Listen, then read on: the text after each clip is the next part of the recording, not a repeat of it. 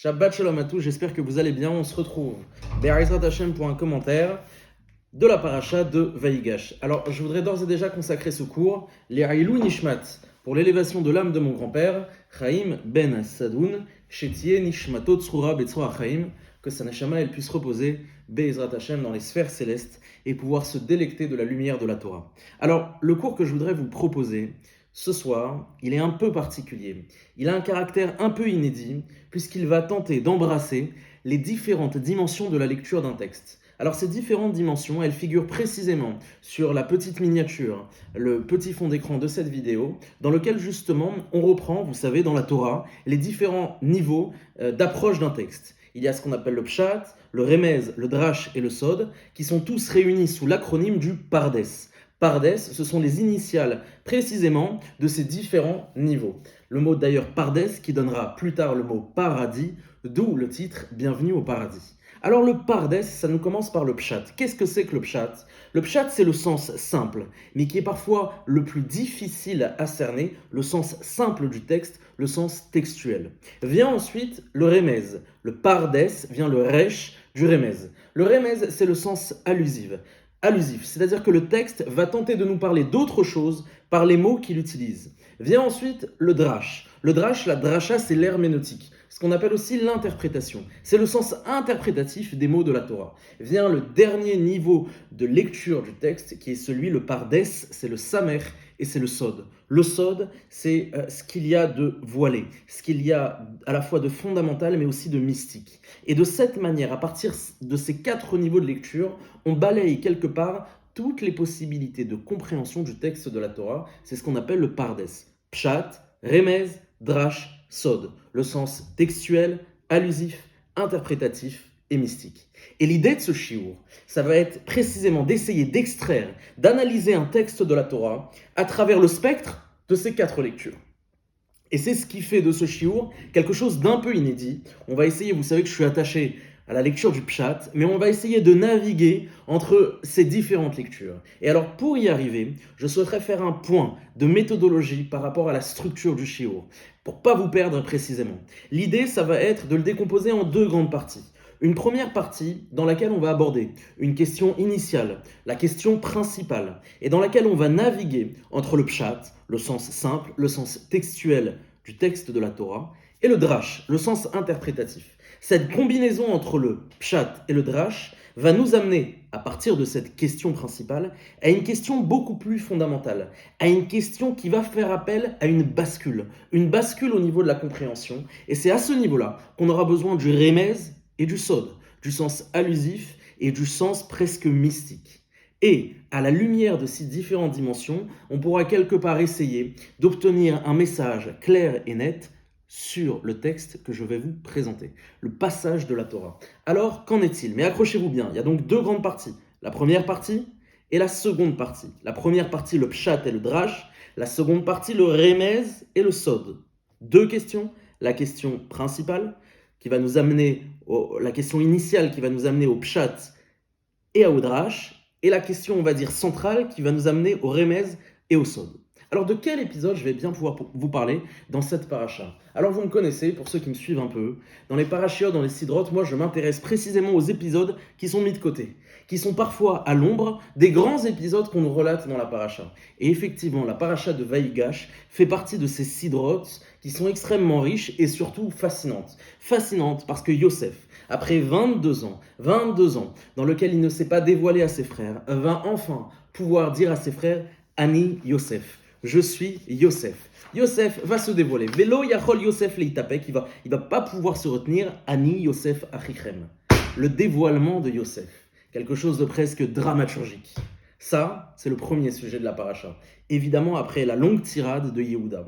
Yosef, à partir de là, va demander à ses frères de ramener son père, Yaakov, Israël, depuis la terre de Kénaran, dans laquelle sévit également la famine, et va lui demander de les rapatrier jusqu'en Eretz Mitzrayim, où il existe des provisions, et Yosef a mis en place tout un système qui permet de subsister malgré la famine en cours.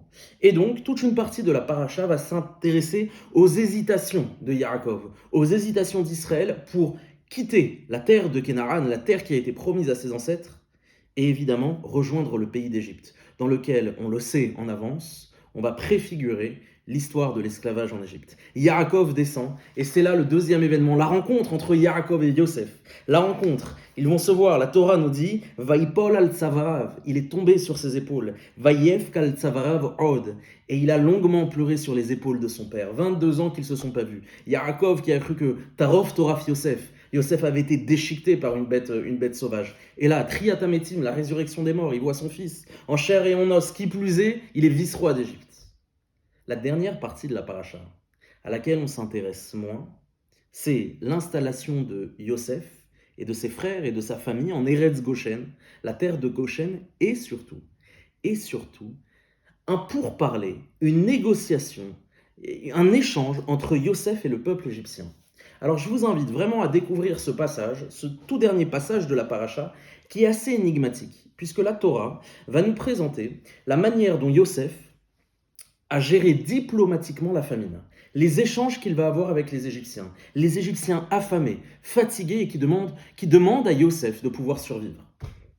Et la Torah nous relate les péripéties du peuple égyptien, au point où le Rashbam, qui est un des commentateurs, qui est un des pashtanim, un des commentateurs qui s'intéresse au pshat, va pouvoir nous révéler que normalement la paracha de Vaïgash n'aurait pas dû terminer là où on pense qu'elle termine. Elle aurait dû terminer un verset avant.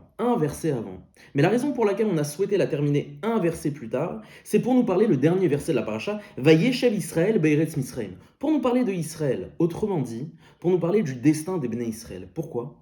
Parce qu'ici, il y a quelque chose qui dérange. Et qu'est-ce qui dérange ? C'est qu'on a le sentiment qu'on est en train de nous parler du peuple égyptien. On n'est pas en train de nous parler des Hébreux. On n'est pas en train de nous parler des Bnei Israël. On est en train de nous parler des pérégrinations. On est en train de nous parler des échanges diplomatiques entre Yosef et le peuple égyptien. Ce qui va faire dire à certains commentateurs, mais ce passage, il a sa place dans les chroniques de l'Égypte antique. Mais il n'a rien à faire dans la Torah elle-même, qui normalement traite du destin des Bnei Israël, Siman Avot Albanim, qui normalement traite du destin des Avot Akdoshim, Yosef Hatzadik, d'accord, Yosef avec ses frères, Yosef dans son évolution, mais Yosef avec les Égyptiens. Et alors ? Mais c'est les chroniques de l'Égypte antique là qu'on est en train de nous relater. Qu'est-ce que ce passage fait-il dans la Torah ? Et vous comprenez que l'ensemble des Mefarshim qui s'attachent au pshat, c'est-à-dire au sens simple, vont absolument être tiraillés par cette question, mais qu'est-ce que la Torah a voulu ici nous révéler ? En nous parlant des Égyptiens, en nous parlant de leurs difficultés à essayer de survivre malgré la famine, qu'est-ce que la Torah attend-elle de nous ? Quel est le message ? Et ça va donner de multiples interprétations, d'accord ? Toutes plus sophistiquées les unes que les autres. Mais l'idée, ce soir, c'est justement d'essayer de vous proposer une lecture qui va embrasser les différentes dimensions de lecture, le pshat, le remez, le drash et le sod.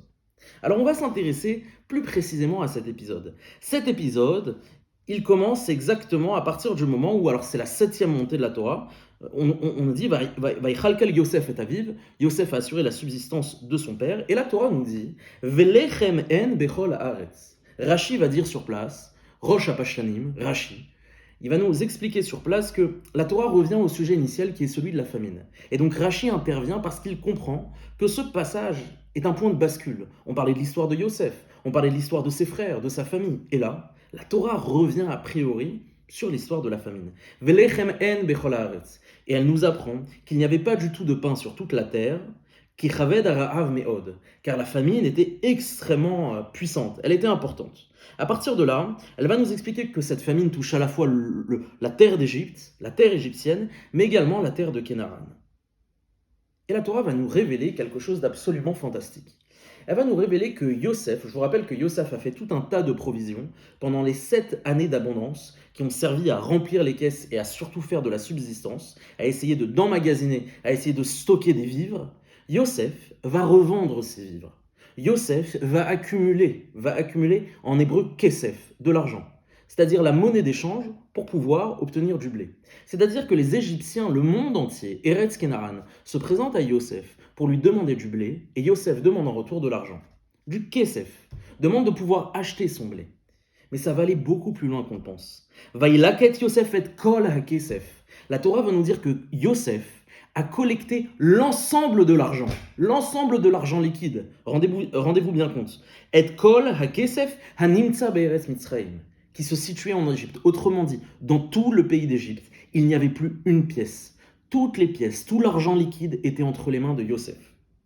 Ou Be'eretz Kenaan, et pas seulement l'Égypte, mais même Eretz Kenaan, plus d'argent liquide, En Kesef. Il n'y a plus d'argent, jusqu'à ce que la Torah va nous dire Vaïtom à Kesef. Vaïtom, ça veut dire Milachon Tam, c'est-à-dire que c'est terminé. Il n'y avait plus d'argent. Je ne sais pas si vous vous rendez compte une seconde de ce que ça veut dire. Que presque le PIB, quoi, le produit intérieur brut de tout un pays, il repose dans les mains d'un homme, dans les mains de Yosef. Yosef a collecté tout l'argent liquide de l'Égypte et de Eretz Kenaan. De l'Égypte et de l'Eretz Kenaan. Alors évidemment, qu'est-ce qu'il en a fait? La Torah nous dit Vayave Yosef et à Kesef beta paro. Il l'a pas gardé pour lui, il l'a emmené, il l'a stocké dans la maison de Pharaon. Littéralement, Pharaon, c'est le souverain de l'Égypte. Mais on va arriver à une difficulté. Les Égyptiens n'ont plus d'argent. Le peuple égyptien, affamé, n'a plus d'argent pour pouvoir acheter du blé à Yosef. Vaïtom à Kesef me'eretz Mitzrayim. Vayavouchol Mitzrayim, ils sont allés voir Yosef. Ils lui ont dit, mais qu'est-ce qu'on va faire? Et ils vont lui dire la chose suivante. Lama namut negdecha. On va mourir. On va mourir. Qui afes Kesef, on n'a plus d'argent pour t'acheter du blé. Que veux-tu qu'on fasse, Yosef? Yosef a dépouillé les Égyptiens de tout leur argent liquide. Et là, ça va être très intéressant ce que Yosef va proposer aux Égyptiens. Il va leur dire la chose suivante. Havu miknechem, vous n'avez plus d'argent. Alors la deuxième possibilité, c'est de m'apporter vos bétails. Vos bétails. C'est-à-dire qu'à l'époque, en plus de l'argent liquide, on a chacun en fait des moutons, des vaches, des animaux, des ânes, des chevaux. Et Yosef va leur dire, donnez-moi miknechem. Et là, il y a une question qui devrait sauter aux yeux. Vous devriez sauter de votre chaise si vous écoutez ce cours. Mais il y a quelque chose ici d'incohérent. Les Égyptiens viennent voir Yosef parce que précisément, ils ont faim. Ils ont faim. Au point de dire, Velama namut negdecha. Et pourquoi accepterions-nous de mourir devant toi? On n'a plus d'argent. Mais je ne comprends pas. Si Yosef leur demande leur bétail, si Yosef leur demande leurs vaches, leurs moutons, leurs chevaux, leurs animaux, mais tout ça, avant d'être des moyens de locomotion, mais c'est des moyens de subsistance. C'est de la viande, c'est de la chair, c'est de l'alimentaire. C'est quoi le souci ici? Yosef leur demande leur bétail. Et effectivement, c'est ce qui va se passer. Les Égyptiens vont amener leur bétail pour pouvoir obtenir de Yosef du pain, du blé. Mais je comprends pas. Mais si t'as faim, si c'est la famine, mais mange ta vache, mange ton mouton, mange ton cheval. Qu'est-ce qui se passe ici? C'est quoi cette stira? C'est quoi cette contradiction? Les Égyptiens qui viennent en expliquant à Yosef on a faim, et Yosef qui leur dit donnez-moi votre bétail. Mais s'il leur dit donnez-moi votre bétail, mais vous pouvez vous en nourrir, quel est le problème? Alors là, il faut aller, et encore une fois, vous comprenez qu'on est dans la dimension du pshat. Il faut essayer d'aller un peu auparavant, où la Torah nous révèle, je ne vais pas rentrer dans les détails, je vous invite à relire la paracha juste auparavant, où la Torah nous révèle la chose suivante, au cours de l'installation des frères de Yosef, de la famille de Yosef en Eretz Mitzrayim, elle va nous expliquer que la raison pour laquelle ils se sont notamment installés à Goshen, c'est parce que Goshen est un territoire d'Égypte un peu expatrié. Et alors, eh bien, la Torah nous dit qu'il était important qu'ils se retrouvent à l'écart des Égyptiens, parce que la famille de Yosef, la famille de Yaakov étaient des bergers. Et donc, Kitoavat Mitzrayim kol ro'aitzon. C'est une abomination, littéralement, pour les Égyptiens, kol ro'aitzon. Tout celui qui a pour fonction d'être berger, c'est-à-dire de guider un troupeau, c'est-à-dire de garantir la sécurité d'un pâturage. Les Égyptiens avaient en horreur ceux qui domestiquaient les bêtes, les behemoths. Et pour quelle raison? Parce qu'en vérité, et ça va être tout l'enjeu notamment de Pessah, il y a l'animal, la behema, le talé, le bélier, le mouton, le sé, c'est un objet de divination chez les Égyptiens. C'est un dieu en tant que tel. D'accord? On le sait tous, on a tous ces images de dieux idolâtres qui avaient des têtes d'animaux. Donc les animaux sont des dieux chez les Égyptiens. Et donc là, on comprend mieux pourquoi les Égyptiens n'ont pas été prêts à manger leur dieu. On comprend d'autant plus Alpi Pshat. On est encore dans la dimension du Pshat. Pourquoi les Égyptiens viennent voir Yosef en lui disant on n'a plus rien, et Yosef qui leur répond mais vous avez encore votre bétail. Yosef est en train en fait de leur suggérer un dilemme. Yosef c'est pas quelqu'un qui souhaite ruiner les Égyptiens, il souhaite presque quelque part les éduquer. Mais vous avez vos dieux qui sont censés vous nourrir, vos dieux qui sont censés vous protéger, vos dieux qui sont censés vous sécuriser. Mais vous allez crever de faim pour pouvoir sauver vos dieux. En fait, Yosef est en train de leur proposer un dilemme. Que préférez-vous?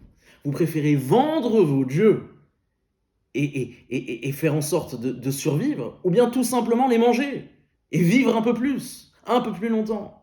Et effectivement, la Torah va nous révéler que les Égyptiens vont préférer se détacher, vendre leur Dieu plutôt que de mourir de faim. Et vous comprenez la contradiction interne. Si c'est ton Dieu, alors respecte-le et ne le vends pas. Si c'est pas ton Dieu, alors mange-le. Vous comprenez la contradiction dans laquelle sont pris les Égyptiens. Et on n'est que dans le pshat, qui toravat mitzraim, qui toravat parce que c'est une abomination. D'accord, c'est une abomination, mais c'est pas une abomination de vendre son Dieu. Et c'est ce qui va se passer. La Torah nous dit que Vainalem balechem bechol miknehem bashana haï. Cette année-là, il y a une discussion dans les Mefarshim, le Ramban, pour savoir de quelle année de la famine on est en train de parler. Est-ce que c'est les premières années, les dernières années? Aval, c'est pas le Ikar ici. C'est de comprendre que durant une année, les Égyptiens ont pu se nourrir du blé qu'ils avaient obtenu en échange de leur Dieu. Vous comprenez la progression? Yosef a dépossédé les Égyptiens de leurs biens, Kesef, de leur argent. Yosef dépossède les Égyptiens de leur Dieu. C'est quoi la prochaine étape? Après les autres, après les biens, le rapport aux autres, après les dieux, vient l'identité propre. Et là, bizarrement, les Égyptiens eux-mêmes vont proposer cette alternative. La Torah nous dit que Vatitom Hashanaï, cette année en l'occurrence, c'est terminé. Et donc, Vayom Erulo lo nechared me'adoni, les Égyptiens vont à nouveau voir Yosef et vont lui dire ki imtam akesef, l'argent il n'y en a plus. Ou mikneu abehema el adoni, et notre troupeau, nos behemoths, nos animaux, el adoni, ils t'appartiennent Yosef. Lo nishar lifnei adoni, la seule chose qui nous reste Yosef, bilti im geviatenu ve'admatenu, geviatenu notre souffle vital, ve'et admatenu et notre terre. Et là ça va être très intéressant. Parce qu'on voit que les Égyptiens vont se proposer en tant que tels, c'est un euphémisme, la Torah va nous le dévoiler, mais ils vont proposer à Yosef d'être avadim les pharaons.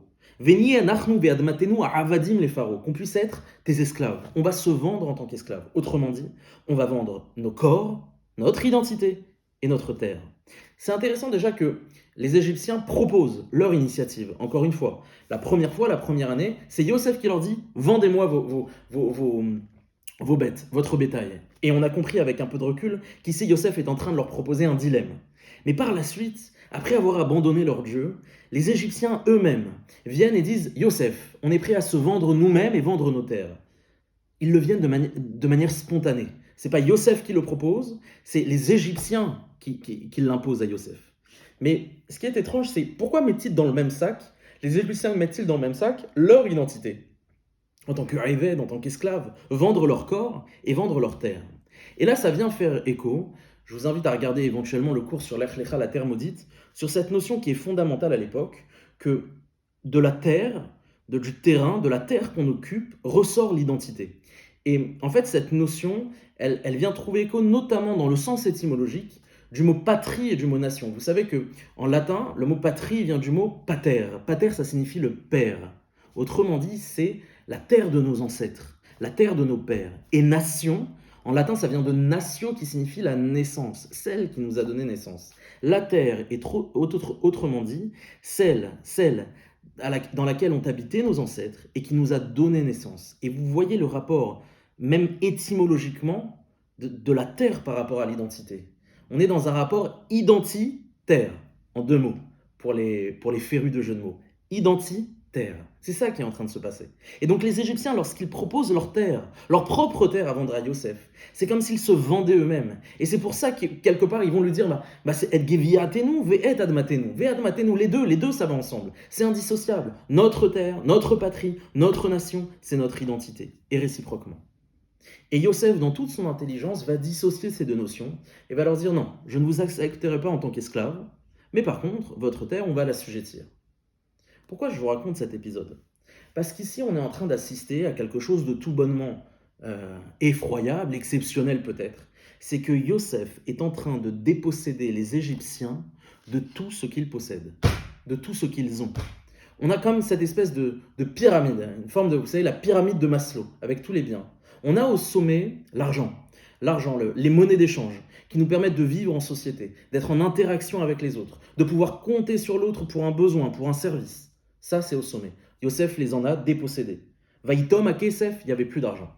La deuxième chose, ce sont les dieux des Égyptiens. Yosef va déposséder les Égyptiens de leur propre dieu, Miknehem. La Torah nous dit, Basusim, uv Mikne Hatson, uv Mikne Habaka, uv Achamorim. Les ânes, les vaches, les moutons, les chevaux. On est dans la deuxième étape de la pyramide. Ils les dépossèdent de leur Dieu. La base de la pyramide, c'est l'identité. L'identitaire. Il va les déposséder de leur identitaire.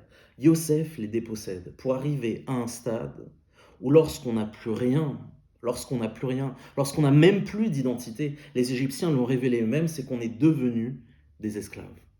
La seule chose dont on peut priver un homme au maximum, c'est de sa liberté. Sa liberté d'agir, sa liberté de penser, autrement dit, le rendre esclave. C'est le dernier droit. Le dernier droit. Tous les hommes naissent libres en droit. C'est la Déclaration universelle des droits de l'homme. Le principal, on va dire, ce qui fait en fait qu'un homme existe, la principale prérogative de l'existence, c'est la liberté. La liberté de choix, la liberté d'agir, la liberté de penser, la liberté de dire. Le dernier bien dont on peut priver un homme, c'est de sa liberté. Et on assiste devant nos yeux à une dépossession progressive de tous les biens et interactions des Égyptiens. Qu'est-ce que ça veut dire? Et là, c'est le pshat. Ça, c'est le pshat. On arrive au drash. À la fin de la première partie. L'idée ici, c'est de se dire quoi? On a un peuple qui s'est complètement assujetti, qui s'est rendu esclave. Mais au nom de quoi, Ribono Shel Olam? Au nom de quoi? Lama namut negdecha. Pourquoi va-t-on mourir? Lama namut le'ainecha. Pourquoi va-t-on mourir devant tes yeux? Mais au nom de quoi? De quoi on est en train de parler ici? Il y a une seule chose dont les Égyptiens ne veulent pas être dépossédés. Il y a une seule chose qui vaut le coup d'être dépossédé de ses biens, de ses dieux, de son identité. C'est quoi?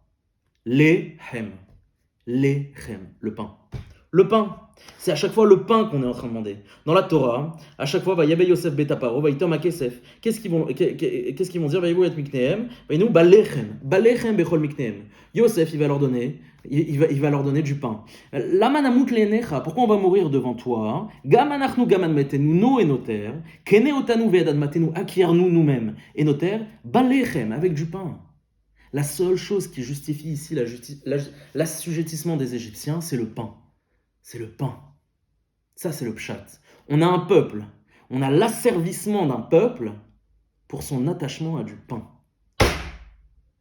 Une fois qu'on a fait le pshat, on va dans le drash. Et je vous pose cette question, toute simple. Ça vous rappelle pas une histoire? Ça vous rappelle pas une histoire? Allez, je vous invite à faire pause peut-être au moment de la vidéo pour réfléchir. Mais l'histoire d'un peuple, les Égyptiens, qui s'asservit, qui est prêt à devenir esclave, tellement son attachement est fort à du pain. Mais moi, je connais une histoire où c'est l'inverse. Je connais une histoire où c'est un peuple qui s'est émancipé, qui est devenu libre et qui en a fait un symbole de génération en génération. C'est lequel? C'est de ne pas être dépendant du pain, de ne pas être dépendant du levain, de ne pas être dépendant de ce qu'on a appelé le chametz. Et là, on arrive au drash. On a le pshat, un peuple qui s'assujettit pour du pain, qui est capable de se déposséder de ses biens, de ses dieux, de son identité. Et de là, on a un autre peuple qui va s'émanciper, qui va se libérer et qui va en faire un symbole, leur détachement vis-à-vis du pain, leur détachement vis-à-vis du levain.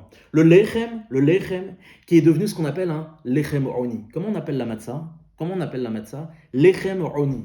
Littéralement, le pain oni, la haniout. La haniout en hébreu, c'est l'insuffisance. C'est le fait d'être petit, d'être rapetissé. C'est la notion de dire que le pain, c'est un pain qu'on souhaite haniout, les haniout dati, qu'on souhaite réduire. Vous comprenez en fait ici l'écho que c'est en train de trouver? Vous comprenez la place qu'occupe ce texte? Il est en train de préfigurer le destin des Béné Israël.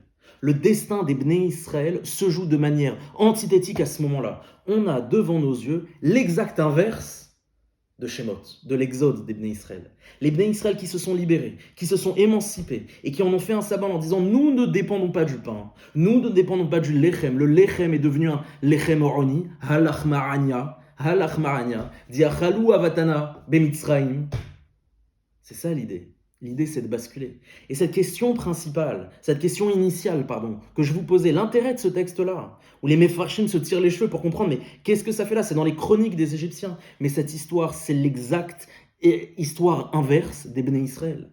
Les Bnei Israël se sont émancipés, les Bnei Israël se sont libérés par leur détachement au pain. Et là, on a des Égyptiens qui acceptent de devenir esclaves, qui acceptent de s'asservir par leur attachement au pain, au lechem. On veut du lechem, on veut du pain. On veut du pain. Et vous comprenez al-pipchat. On a lu simplement dans le pshat l'épisode. Et là, on bascule dans le drash. Que nous dit le pshat? Le pshat nous dit quoi? Nous dit un peuple qui s'asservit pour du pain. Et le drash, le sens interprétatif, nous dit ah, mais moi je connais un autre peuple qui précisément s'est émancipé parce qu'il s'est détaché de son rapport au pain. Le drash. Alors vous entendez bien, il y a ici une limite. Qu'est-ce que ça vient bien nous dire?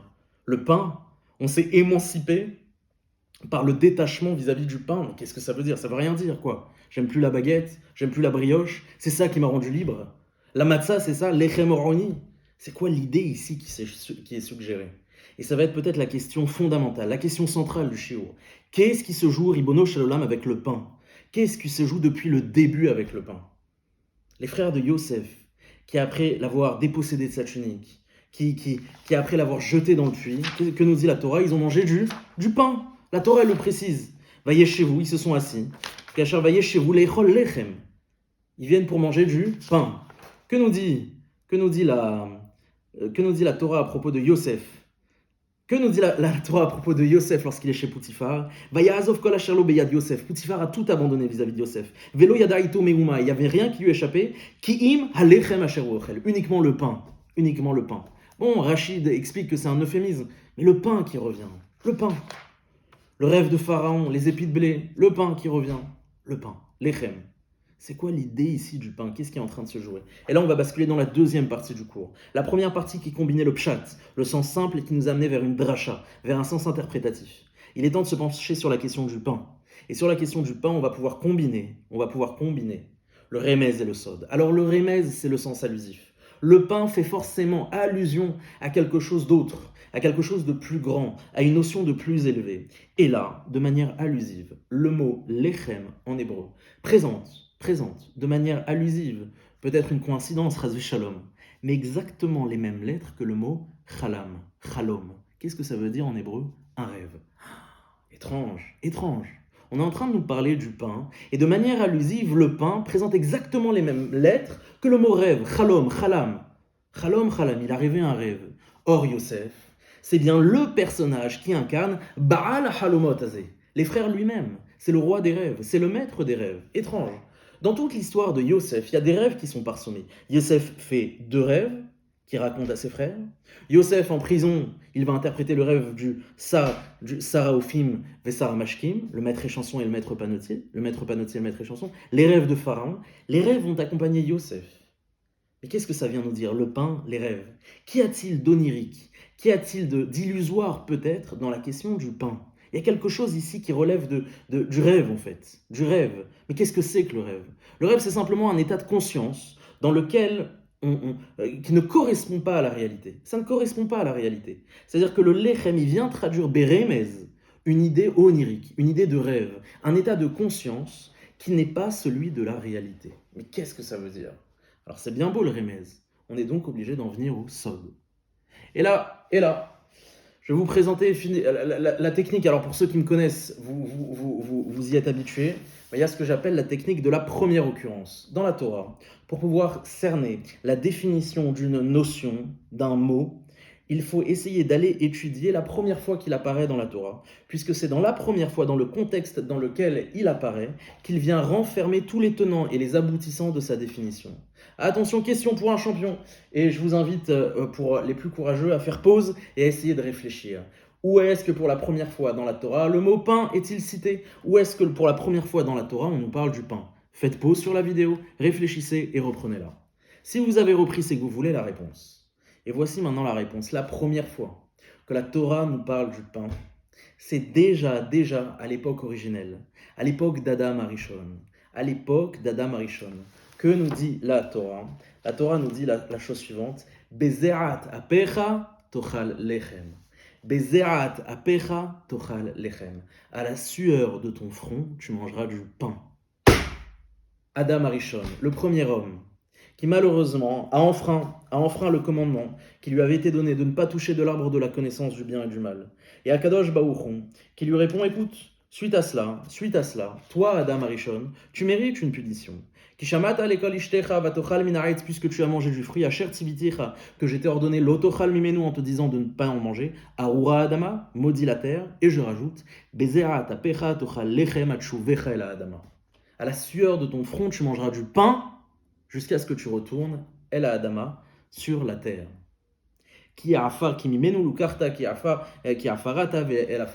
Autrement dit, le pain, dans sa définition originelle, est un objet de malédiction. Le pain est maudit. Mais en vérité, si on s'intéresse plus précisément au sens des mots, c'est pas tant le pain qui est maudit, à la sueur de ton front, mais c'est plus le processus qui nous amène à faire du pain. Qu'est-ce que ça veut dire le processus? Vous savez, il y a quelque chose d'assez étonnant, c'est que pour définir notamment les mélachot de Shabbat, c'est-à-dire les travaux qui sont interdits, les 39 mélachot, les 39 travaux qui sont interdits le Shabbat, on reprend notamment toutes les étapes de la fabrication du pain. Zoréa, semer, moudre, vanner, trier, auffer, faire cuire, enfourner, et ainsi de suite. Toutes les étapes. Comme pour nous dire que la fabrication du pain, c'est pas tant le pain, mais la fabrication du pain représente la chaîne complète du monde matériel. Le pain, qui est du blé, un produit naturel, un produit brut, on vient et on le transforme, ce blé, en un produit qui est un produit de l'homme, qui vient incarner la force de l'homme sur la nature. Koach à Adam. Autrement dit, dans sa première occurrence, Bezea tapecha tochal lechem, ce n'est pas tant le pain qui est maudit, mais c'est l'idée de la fabrication du pain.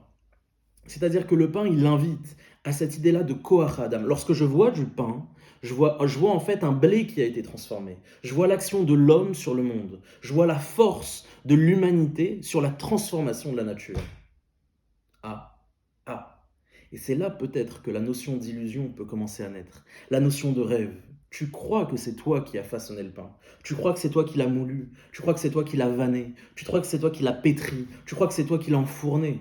Koach Adam, la force de l'homme, l'indépendance humaine, la force de l'homme sur la nature, c'est illusoire. Le lechem, zeatapecha, ce qui t'amène à la fabrication du pain, qui vient englober toute la chaîne complète du monde matériel, en vérité ce n'est qu'une illusion. Tu penses avoir une force, tu penses avoir une prérogative sur le monde qui t'entoure. Koach Adam, ze chalom, c'est un rêve, c'est une illusion. C'est une illusion.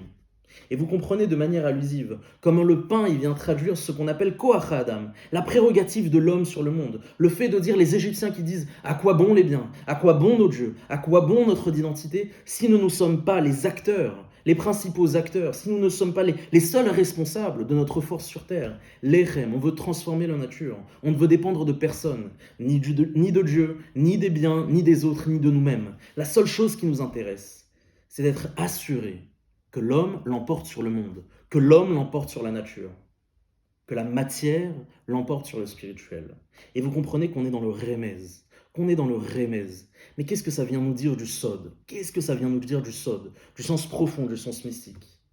Vous savez que dans Torah Tassod, c'est-à-dire dans la Torah, on va dire mystique, dans la Torah ésotérique, il y a une notion qui est fondamentale, qui est la notion du tikkun. La notion du tikkun, c'est la notion de la réparation. C'est-à-dire que dans le Torah Tassod, on conçoit que toutes les actions humaines viennent en réponse, s'inscrivent dans un processus de tikkun, c'est-à-dire de réparation. De quelle réparation est-il question ici? Mais la réparation, elle est en face de nos yeux. On a un peuple, le peuple égyptien, qui à l'époque représente peut-être la plus grande sophistication de l'humanité, qui est capable de s'asservir, de se rendre esclave pour pouvoir dire « je suis esclave de l'homme, je suis esclave de la force humaine, je suis esclave de cette idée que l'homme, Koach Adam, c'est le lechem ». Ce lechem, que les Bnei Israël, pour pouvoir sortir d'Égypte, vont transformer en lechem oni, en pain qui a été réduit. Lechem oni, un pain qui est pauvre, un pain qui est lacunaire, un pain qui est miskin, lechem oni. Et ce lechem oni, qui doit devenir quoi? Lorsque les Bnei Israël seront dans le désert, il va devenir lechem abirim, le pain des puissants, le pain céleste, autrement dit la manne. On a 3 pains ici. On a le lechem des Égyptiens, le lechem des Pshat Pashut, le lechem, le pain de Bezea Tapecha Tochal Lechem. On a le lechem, le pain que les Bnei Israël vont utiliser pour quitter l'Égypte, pour quitter ce monde d'asservissement, qui va être le lechem oni, autrement dit la matzah.